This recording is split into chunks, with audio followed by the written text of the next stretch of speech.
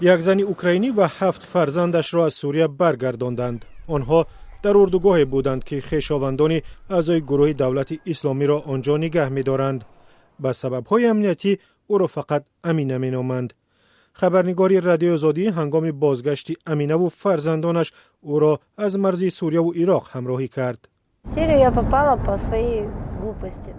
من از بی‌عقلی به سوریه رفتم. همه خطا میکنند. همه در پی زندگی بهتر هستند. من کاری خطا کردم که اونجا رفتم. از کاری که کردم بسیار پشیمان شدم. واقعا روزهای سختی بود. شوهر من پیش از من به اونجا رفته بود. من 4 فرزند داشتم وقتی به سوریه رفتم. 3 کودک دیگر تولد کردم. از پس شوهرم رفتم. تنها بود. از بس که شوهر غمخوار بود دوستش می داشتم.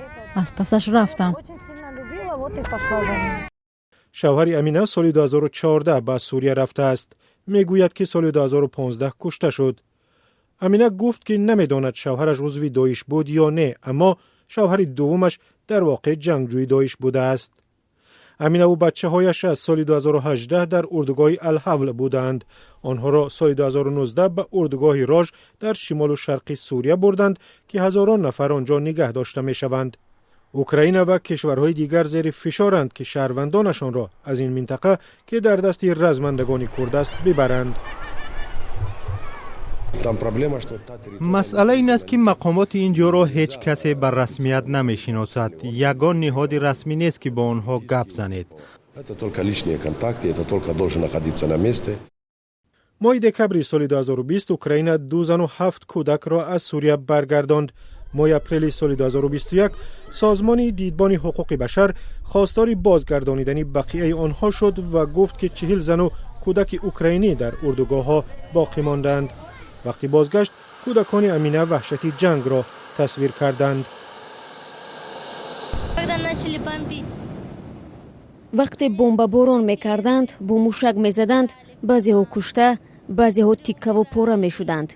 همه جا آغشته خون بود.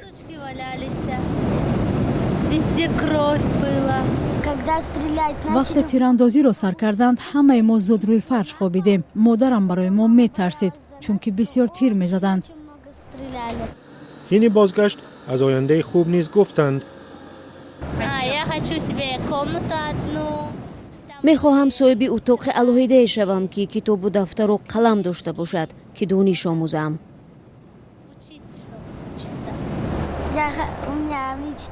آرزو دارم وقتی به اوکراین رسم اول در یک الوانچک بزرگ و زیبا بنشینم.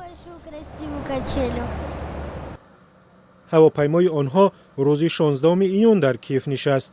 امینه را البته پرسجو میکنند ولی او حالا به جنایت متهم نمی شود. مقامات اوکراینی میگویند این عائله اکنون باید به زندگی عادی برگردد.